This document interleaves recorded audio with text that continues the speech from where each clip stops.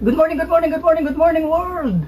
Okay, mahina lang ang boses ko ngayon kasi it's early in the morning and maraming pag natutulog na neighbor. Mahina lang talaga ang boses ko ngayon. May papakita ako sa inyo, mga bossing. Today, kakain tayo ng corals. Corals.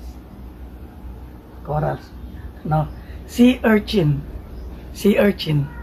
Okay, nakalimutan ko ang tawag dito ng mga local, pero sea urchin to. At salamat kay Lolit at saka kay JR, mga nagtatrabaho dito sa Bahabar. Galing sila ng dagat kanina at dumaan dito, binigyan ako kasi sabi ko gusto ko makatikim ng sea urchin. Okay, at nag-iwat pa sila ng suka. Tikman natin mga bossing, tikman natin. Ayan ang sea urchin. Ito wala nang laman to, nakain ko na kanina. Pero ang laman nito, ito. Yan. Medyo manipis lang, pero pag tinuklok na in-scrape mo yan, madami-dami din. Okay. So kailangan natin ng kutsara. So you have to scrape yung dilaw, yung laman niya. Yan. Scrape mo lang. Scrape. So raw to mga bossing ha, hindi to luto, like fresh to, parang kumakain ka ng talaba, fresh.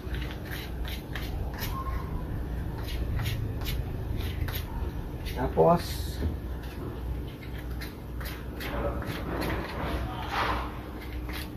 yan, lagyan ng suka.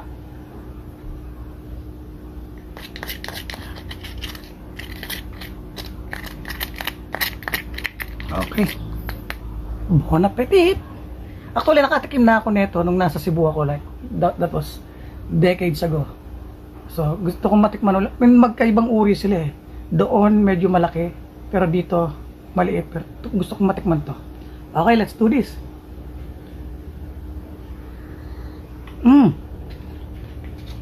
Parang balot ng dagat to ah.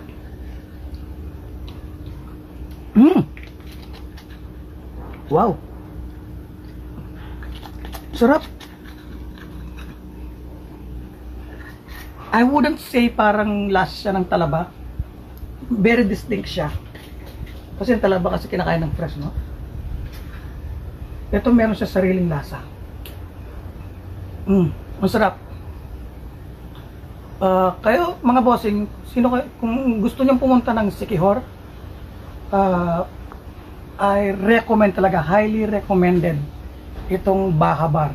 Actually, ang Bahabar, pinupuntahan siya ng mga artista pag pupunta dito sa Siquijor.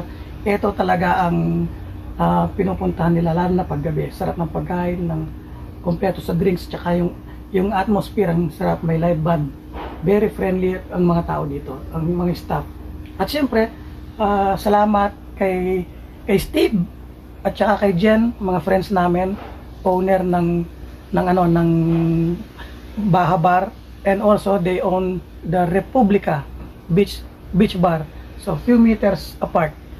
Pero dito kami naka-stay ngayon sa lodge nila sa likod ng Bahabar, and behind the lodge is yung dagat na mismo. There's a pathway going to the beach, the ocean. So perfect. At tingnan nyo kung may papakita ako sa inyo. Look, this place, inaabot to ng tide dati. And makikita nyo itong mga stone na to. Mga corals yan, mga dead corals. Kasi inaabot ito ng tide. So everywhere you can see dead corals dito sa Bahabar. And at saka yung mga kapitbahay namin. So inaabot to ng tide. So it's our third day, and tomorrow alis na kaya, punta na kami ng Siargao. So you wanna try this definitely. Ito, sea urchins dito sa Siquijor, ang sarap. And thank you so much again, Steve and Jen, for accommodating us. Ang ganda ng place, perfect talaga. So definitely, pag this is talaga the place to go. Bahabar Siquijor and try this.